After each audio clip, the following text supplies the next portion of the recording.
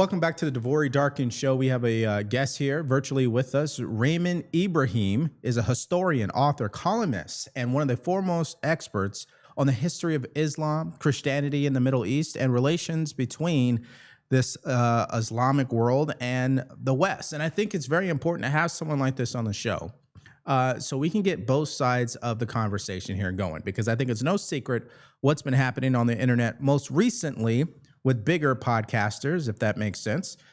So I definitely want to talk about Islam and what's really going on here. So,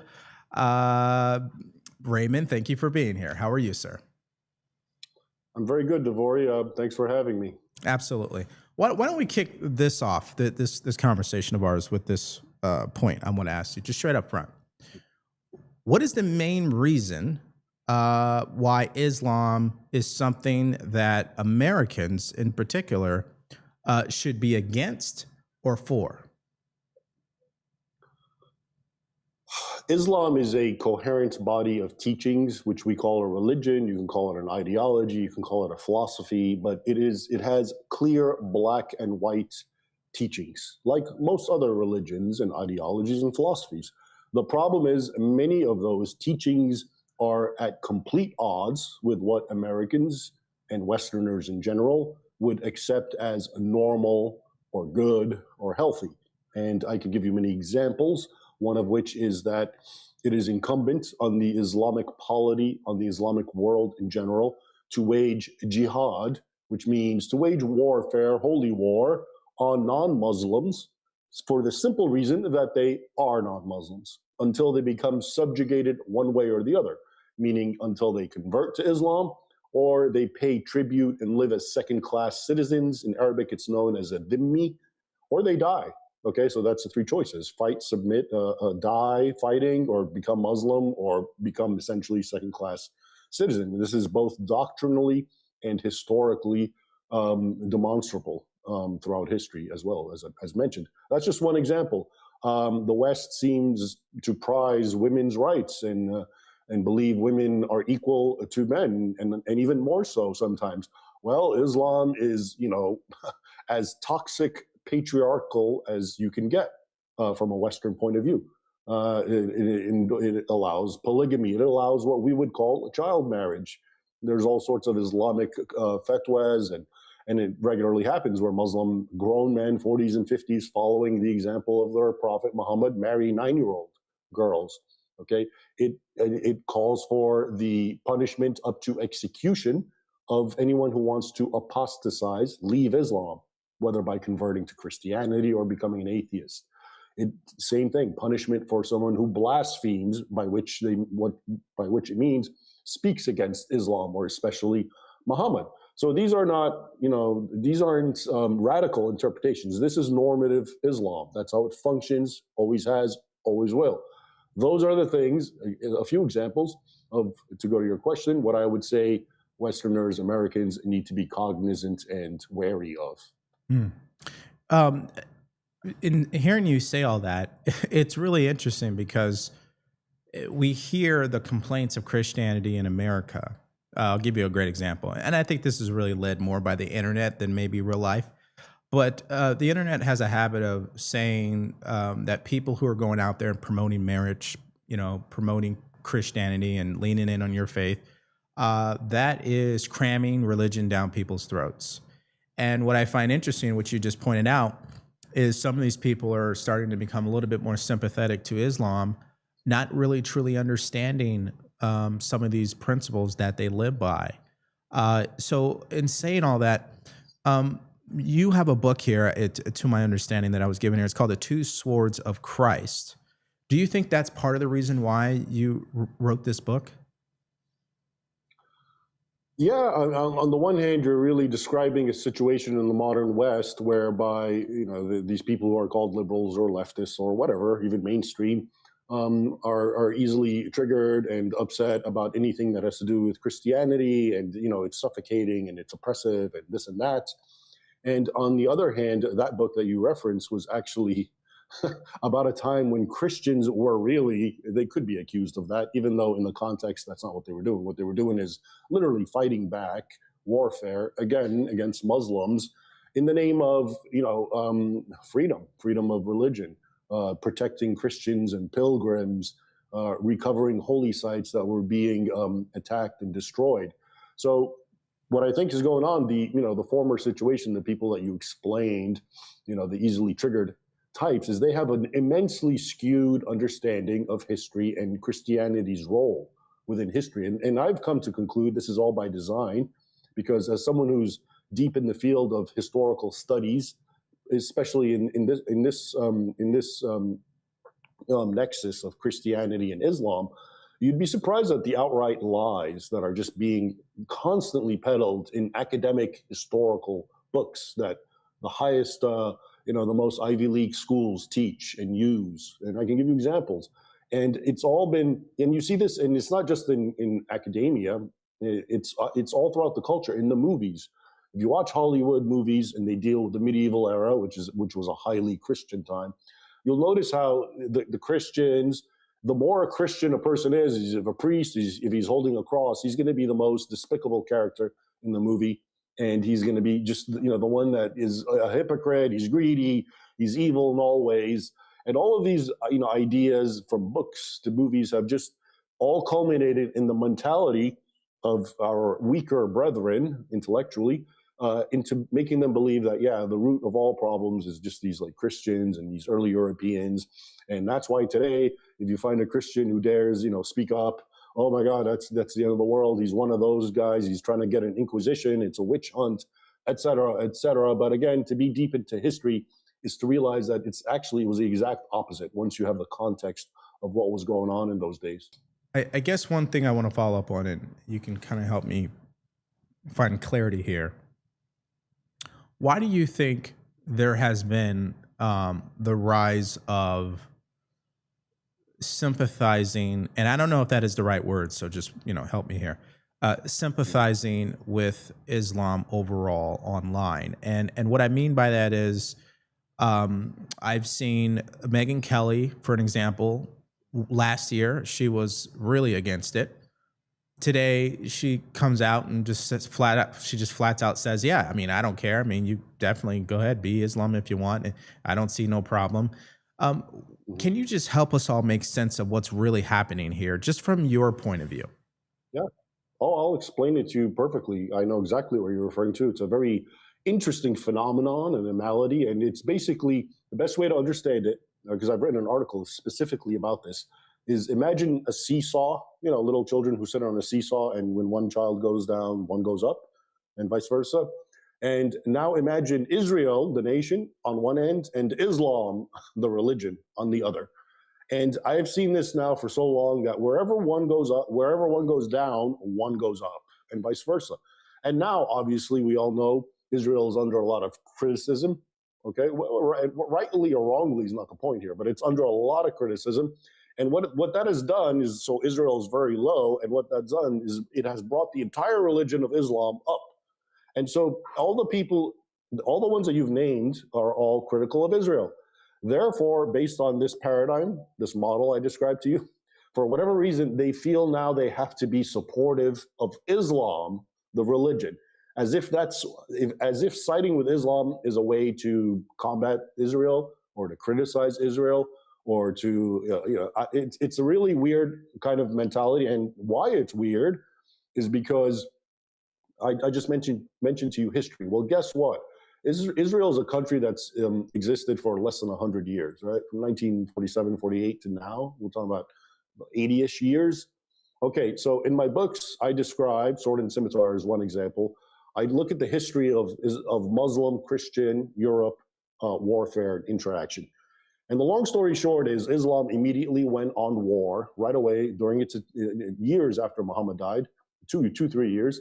And in 1 century had essentially conquered through force almost 3/4 of what was once the Christian world. Most people don't realize that Egypt, North Africa, Syria, all these Middle Eastern nations, even Turkey, were all not just Christian, but even more Christian than Europe historically. Okay, and that goes on, this warfare, that's just the 1st century, but it continues going on, and you have all sorts of attacks. We can get into this if you're interested, but all the way until 1683, so now we're talking a millennium after Muhammad, And you have a 200,000 army of Turks doing jihad around Vienna in Austria. Okay, and then the United States' first war as a nation, okay, right after it declared independence, is with Muslims who were enslaving American sailors. And when Thomas Jefferson and John Adams met with the ambassador, I'm talking about the Barbary Wars, North Africa, and they met with one of their ambassadors, and they said, "Why are you doing this? Can't we just make peace and trade? And why attack our people?" The ambassador literally sounded like an ISIS guy. He basically said, "In our book, our Quran, and according to our prophet, you are the enemy. It's our duty to attack you, to enslave you, etc., etc." Now, mind you, all of that 1,200 years was before Israel was created. So my point is, I see no connection between the two. And if you want to be critical of Israel, or if you like Israel, whatever, that does not impact how we, non-Muslims, should see Islam. And yet, as you pointed out rightly, all these people, all these elements who are critical of Israel, just for immediately, even like you pointed out, they used to be critical of Islam. But now, because they're critical of Israel, the seesaw has changed, and they feel they have to support Islam. It's a pretty dangerous kind of dichotomy, and I hope people wake before it's too late. Give me some rope here on this as well, because I'm a Christian, and I've had this conversation with my Bible study group as men, and I'm like, isn't there a difference between the Israeli government and the land of Israel, so to speak, as far as the Bible is concerned? Isn't there a difference between, let's say, Tel Aviv, for an example, which is one of the, according to what the internet says, one of the gayest cities in the world, and they entertain trans ideology? Isn't there a difference between that, which is definitely worthy of criticism, and like spiritually where you're at with your relationship with Christ as it relates to the land of Israel? Do you think that is a nuanced point that gets kind of lost in all of this tribalism, or is that even a point at all? Is that even relevant? Your point being, you're ultimately asking me, the Israel of the Bible, is that what Israel today is? Is that kind of? I mean, according to my perception, I would say the answer is no. I'm talking about the Israeli government and the way they govern their country. I think is in a different box than the land of Israel, if that makes sense. Is that fair to say? Yeah. No. You're talking to a non-dispensationalist. Okay. So what you're talking about is the evangelical Zionist Christians, and they have this attachment. They're Zionists because of the way they interpret the Bible. And but guess what? That interpretation is like 120 years old. Whereas for the previous 1,800 years, the entire church, Orthodox, Protestant, Catholic, thought of Israel is the church. It's the Christian world. Okay, so I believe one can be supportive or even allied with Israel for pragmatic geopolitical reasons. I'm not one who thinks that one should do it because God blesses those who bless Israel, because I agree with what I think you're saying, which is that's not the same thing. It's not the secular pro-gay government of current Israel. Right. That's obvious. So yeah. Yeah. The reason why I say this is because sometimes what you were pointing to, because you're saying Israel is down, I mean, just from a PR point of view, right? It seems like they haven't been able to defend anything, and when they try, it's been a failure as far as their government is concerned. So then the lazy thing to do is to lump everything up under that and say it's all bad. And I think what happens in the process is the nuance gets lost, if that makes sense. So when you're talking about historically what's happened in the Middle East and how it used to be a Christian world and how Islam has, at one point taken over a part of it, I don't think most people realize that. And so my question, I guess, for you at this point is, do you find that most people really don't understand the differences of Islam and Christianity and the history? And because they don't understand, they're easily persuaded by what they see on the internet? Oh, absolutely. Most people don't understand. Most Western people in general, and I would argue Americans in particular, don't understand much of anything to do with history, especially the history of these religions, especially the history of Islam and Christianity. I was alluding to it earlier. They get most of their knowledge from Monty Python films and Hollywood, which is very obviously skewed. Again, it's for whatever reason, this is its own topic, but the movies that come out, especially the big budget ones, are very anti-Christian, to the point that they take actually good episodes from the Christian history and twist them to become evil. And and so people that's what they're exposed to. They're not sitting around reading, parchments in Greek or Arabic or translating, original history. Right. That's what they're exposed to, eventually. So same thing with Islam. If you look at the history, as I have, including the original sources, especially the Muslim sources, because they're proud of the violence that Islam wrought around the world, because that's proof of its power. You would see a completely different idea than the one that's being peddled, again, by Hollywood, including in academic books, in all sorts of settings. And that's why, and it's really bad, I call it fake history, We all know the term fake news, and we know the danger of fake news, right?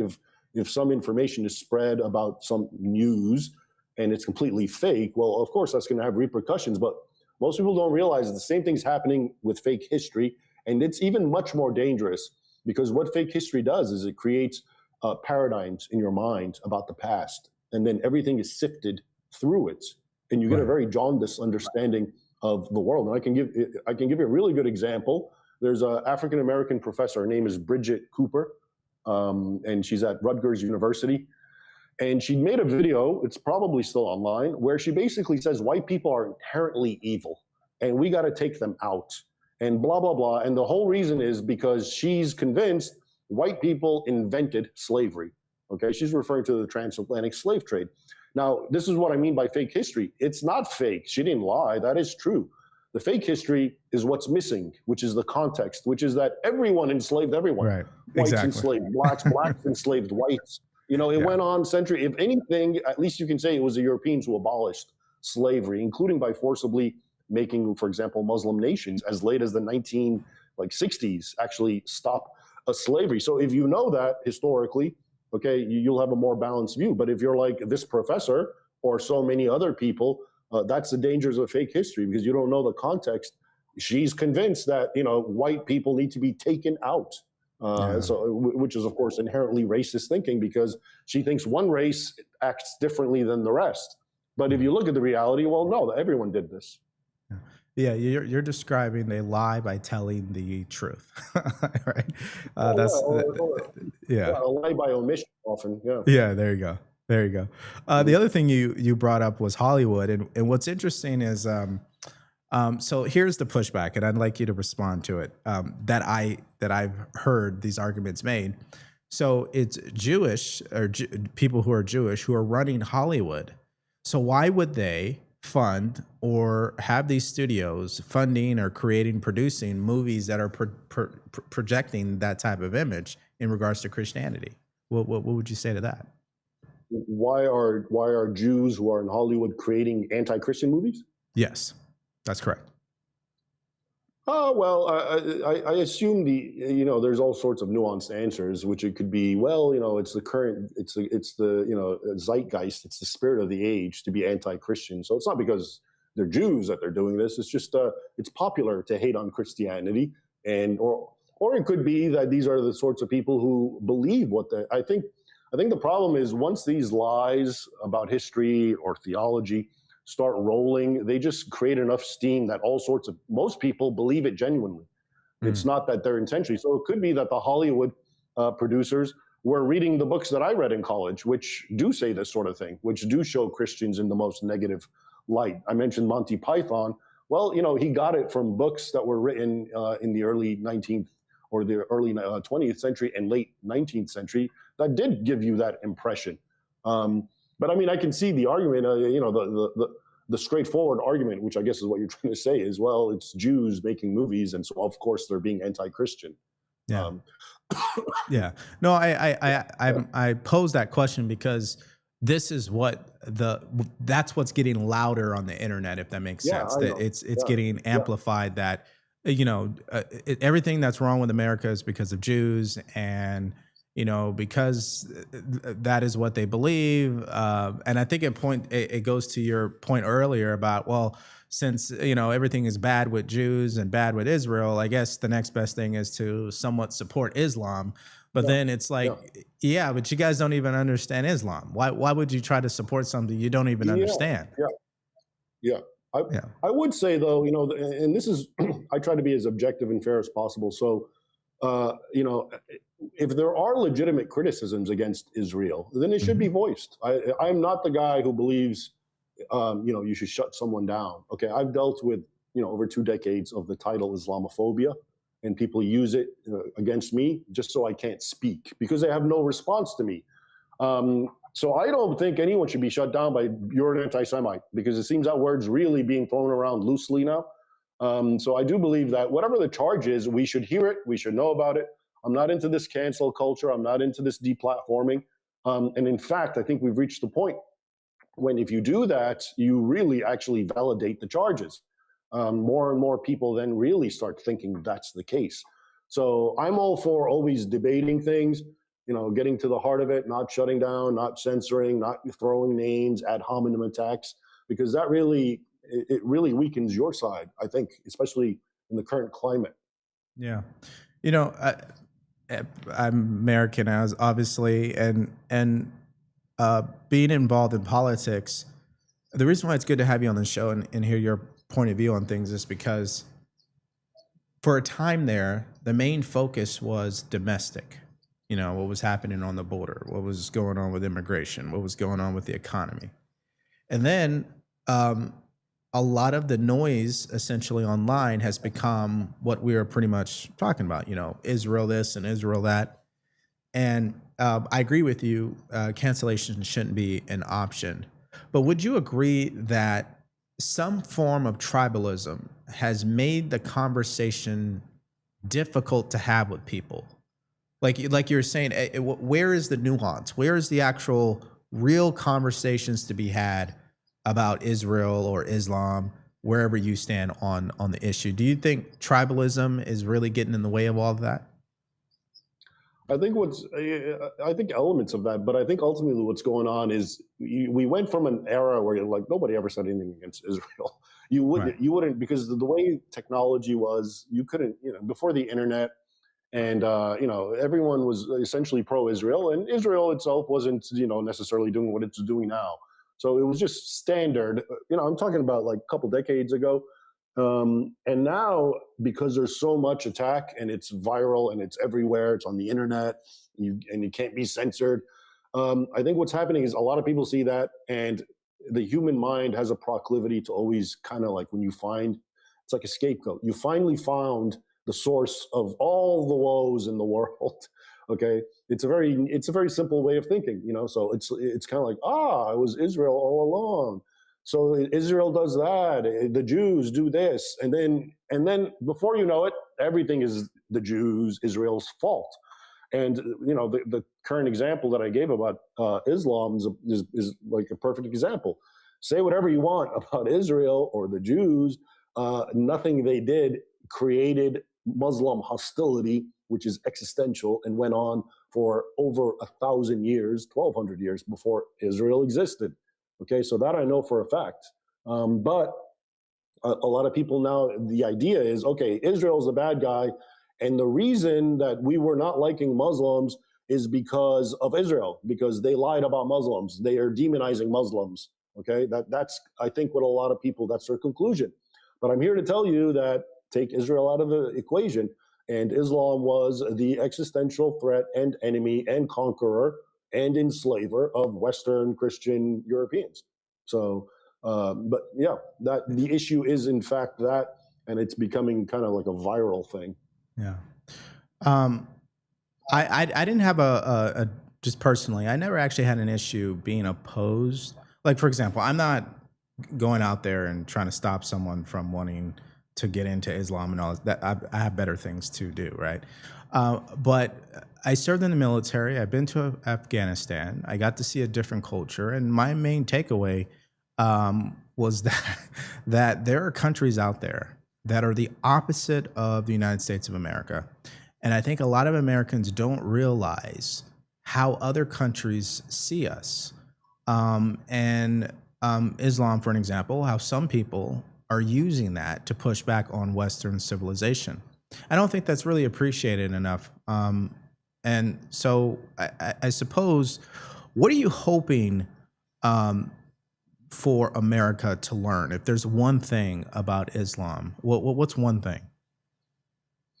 Well, in the context of what you're talking about, traveling and realizing this is a whole different religion, I think one of the great lessons, which is so counterintuitive to what everyone is taught in America and in Western Europe, especially, is that what we call multiculturalism is completely wrong and very dangerous and a bad thing. Okay, because what it means is it's not what people think. When people hear the word culture, I think they think, oh, now I have more opportunities for exotic dining. Like I can have Thai cuisine or something like that. Okay, that's the absolute most superficial aspect of a culture. Rather, a culture is a complete worldview, okay, and ethical, moral principles that come with that worldview. Okay, so it's a very coherent worldview. Now, so think about now with this idea, what does multicultural mean? It means taking a bunch of people who have completely different standards on the world, on life, on what it means to live a good life, what is right, what is wrong. In this case, Muslims, who, as I told you in the very beginning, have believe in a number of things that Western people are aghast at, and no freedom of religion, the misogyny by Western standards, no freedom of speech, no apostasy, et cetera, et cetera. Okay, you take people with that mentality, that's their culture, and then you plant them amongst Westerners and Americans. That's what multiculturalism really is. Now, how is that good? I don't get that. That's a recipe for problems, and that is exactly what's happening when you look around, especially in Western Europe, that have large Muslim demographics in the cities, like in Britain, in France, in Germany. You just have an element that has its own way of living, and that way of living does not comport with yours, at least in certain fundamental ways. So you bring them in and you try to make them live together.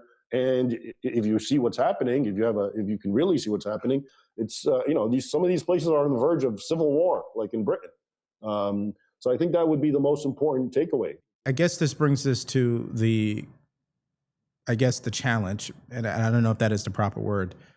But so how should Americans approach this particular topic then? Because if they push back, just like we've seen with other topics on the internet, you get labeled, right? So, of course, people may be labeled as Islamophobe, even though they may not be one. What do you think? Where do you think people should start?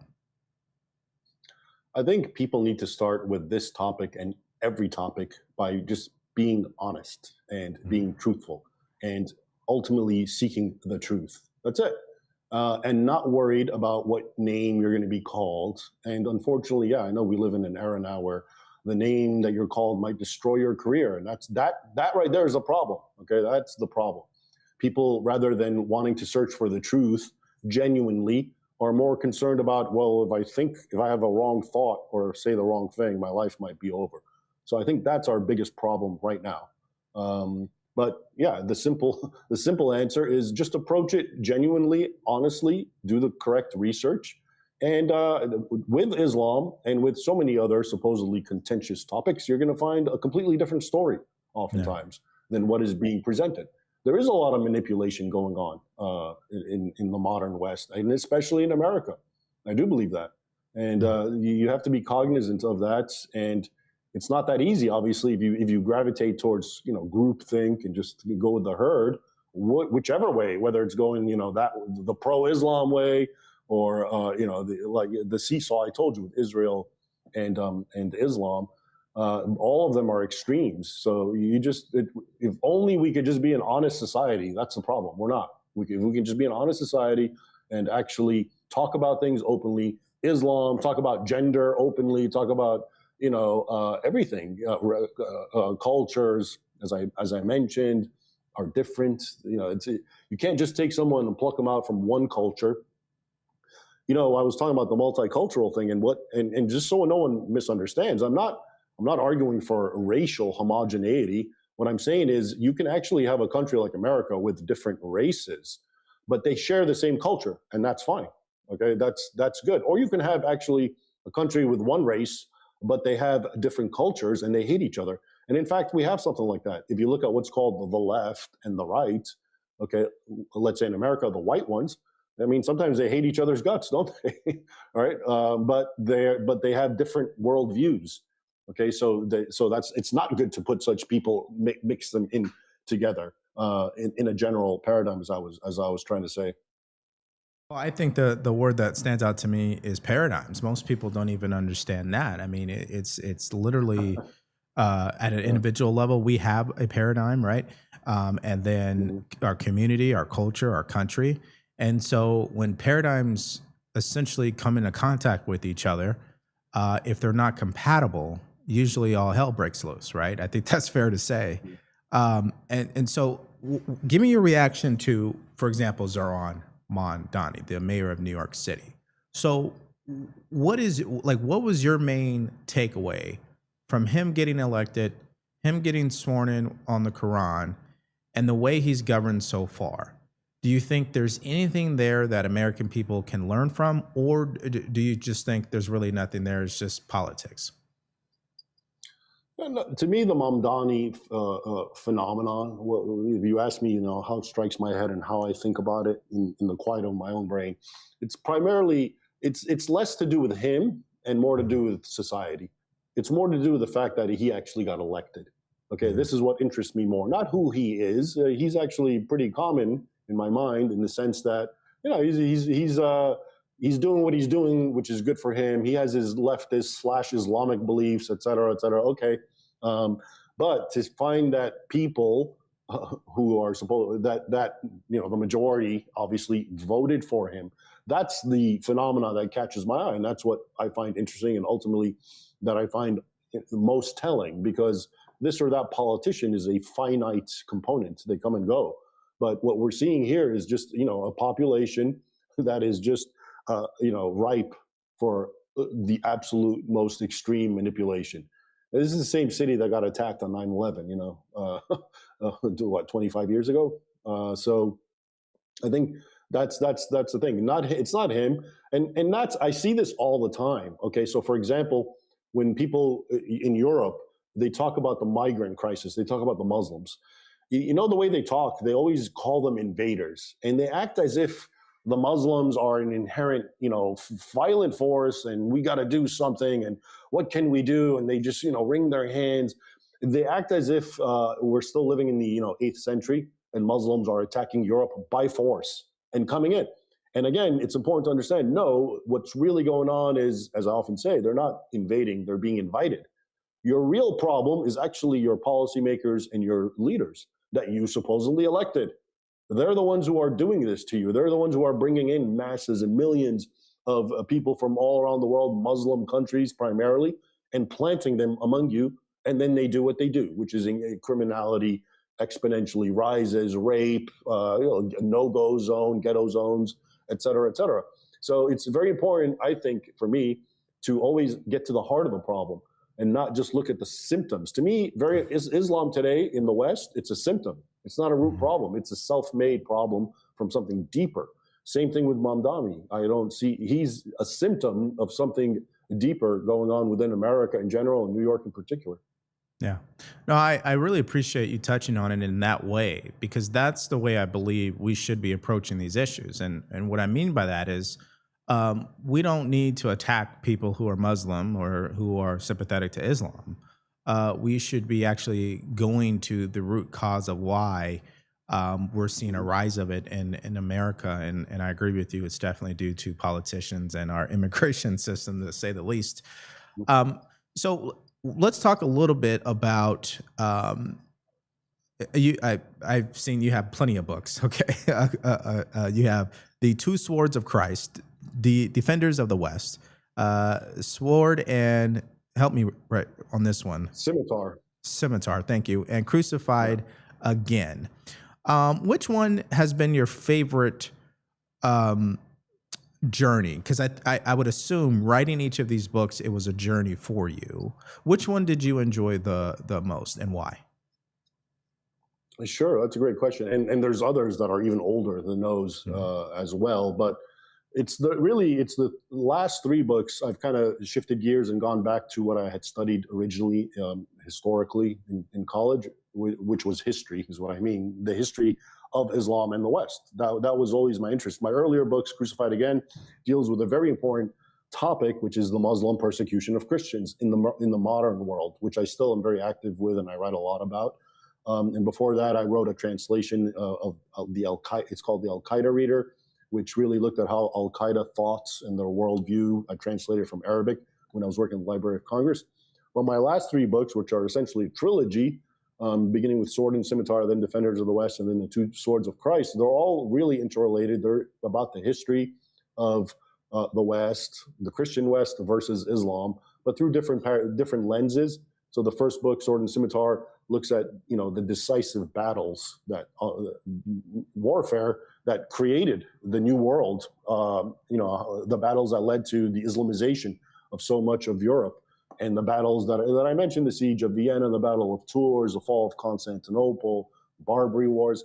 The second one, Defenders of the West, looks at that long history, but now through the prism and the eyes of what I identify as heroes, Christian heroes who fought for the faith. And many of them actually died. Many of them were kings and emperors, noblemen. So it's more, that book is more of an inspirational book. A lot of younger guys really like it.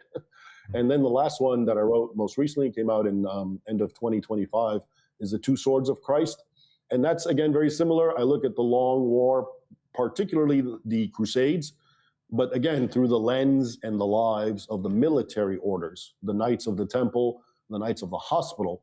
And the reason I did that is I think it's very fascinating to realize that back in those days, actually, the more Christian a man was, the more prone to being a fierce warrior that he became, because these knights were actually literally monks. They took vows of poverty and chastity and obedience, and but they were fierce warriors on the battlefield. They were the most dreaded ones that the Muslims feared. So I thought it would be interesting to also, in that book, Two Swords of Christ, to delve into the theology and the understanding thereof that led to the rise of these military orders. But to answer your question, it's those three books and more that I plan on writing that deal with that nexus of Christendom and Islam, and all these themes related to it. And not least because, like I mentioned, before I started writing these books, the fake history really dominated. And everyone thought they knew what the Crusades were. And now they're finding out, no, it's completely different. The guys that I wrote about in Defenders of the West, who are heroes, nowadays are just always portrayed in the worst light possible. And then when you read the sources, like I did, it's always like, no, these guys were pretty amazing. So that's why it's a untilled field for me, history, because so much of it has been completely mangled intentionally that I'm trying to bring it back. Yeah. I was thinking when you were describing these books, so there's this whole thing with Christianity versus Islam and the history of that. And then, so Christians are having to confront that, right? And then they're having to confront this whole modern Christianity movement that we've seen in America, where they have become much more liberal with these principles in the Bible.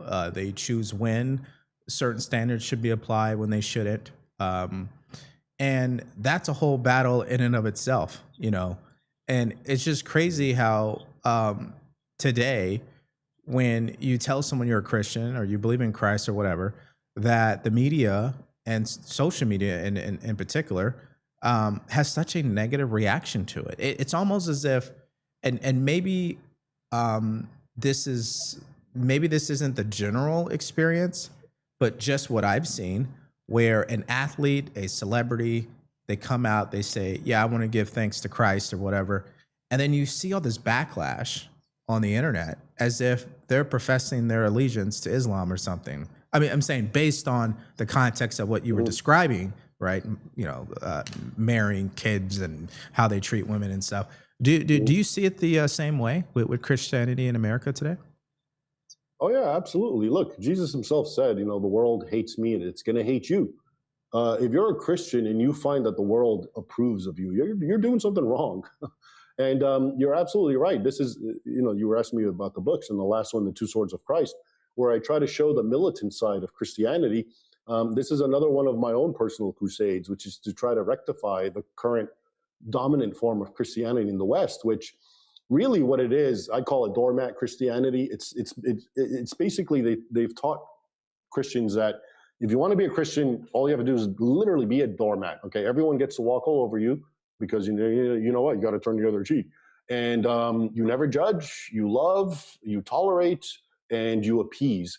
Well, guess who likes that kind of Christianity? Everyone who hates Christianity, because that's the kind of Christianity that was tailor-made to appease and to benefit non-Christians.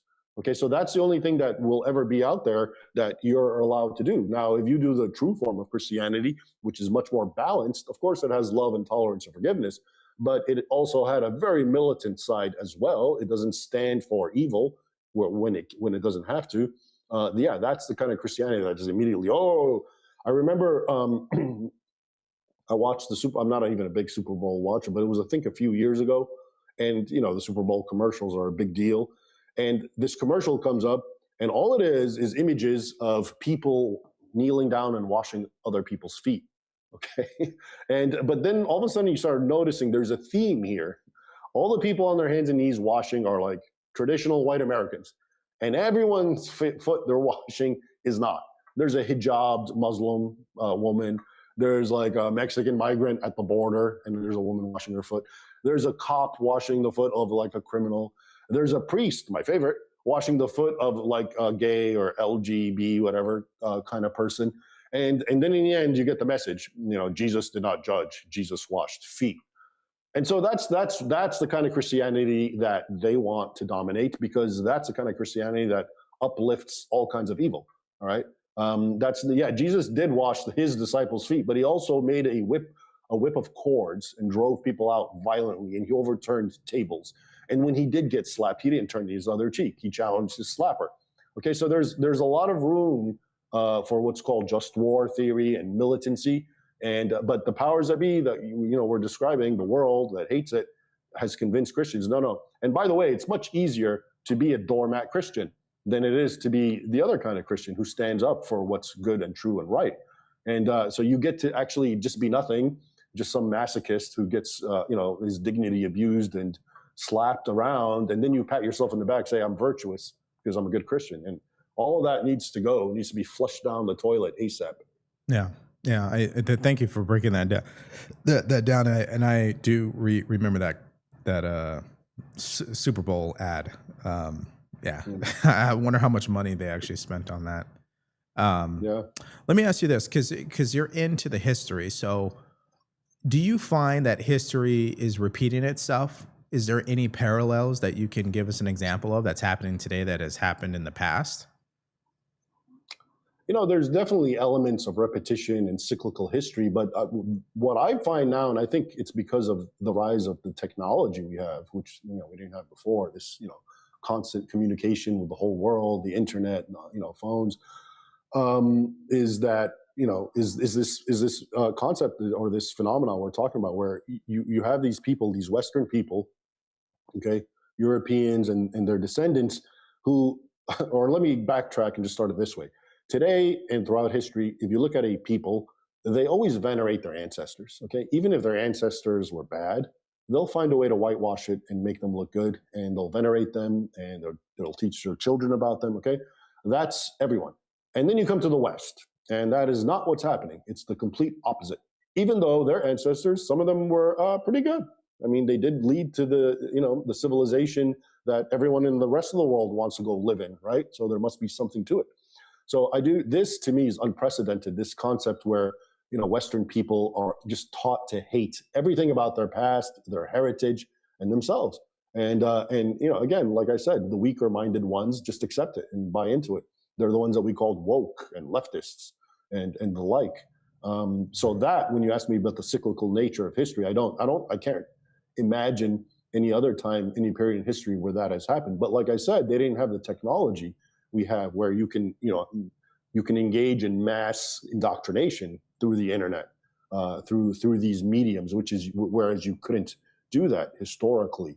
So I think that's the one really dangerous element, this complete subversion and self-hatred that Western people have for their own society. And again, I as I pointed out, a lot of it has to do with the distortion of history, because they're always portrayed as like, oh, my ancestors were all horrible. There were all these medieval Christians running around burning witches, and and again, like, did you know, for example, the Inquisition? Until now, people throw the Inquisition, the Monty Python version, and it turns out the Inquisition, only recently they found out, historians who had finally access to these old documents in the Vatican and elsewhere, they finally concluded that actually, if you were a criminal during the days of the Inquisition, you were begging to be tried at the Inquisition as opposed to a secular court, because you were treated so much better.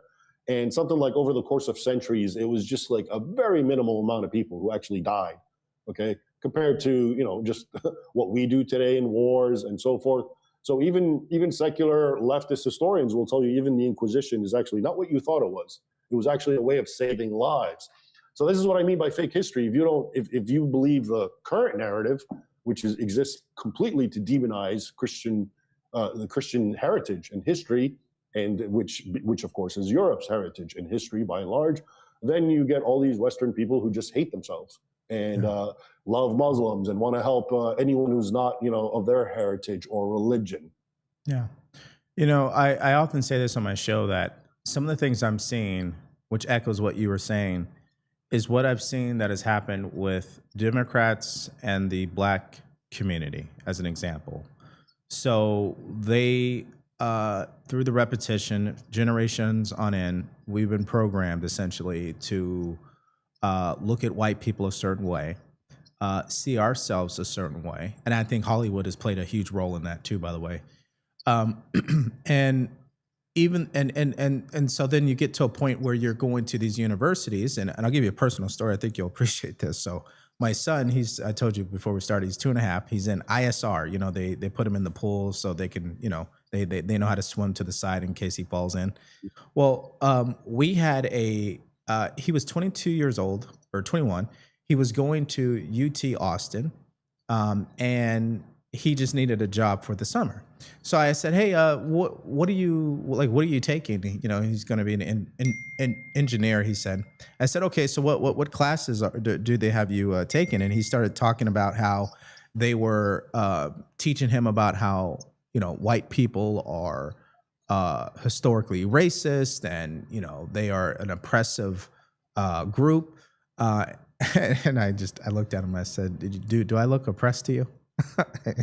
He's like, no, not at all. I was like, whatever you do, man, don't buy into that stuff, okay? Because it's disheartening, because like, you really are a person who's into history. I'm sure it breaks your heart when you hear this stuff coming out of all places, the universities, which should be the source of critical thinking.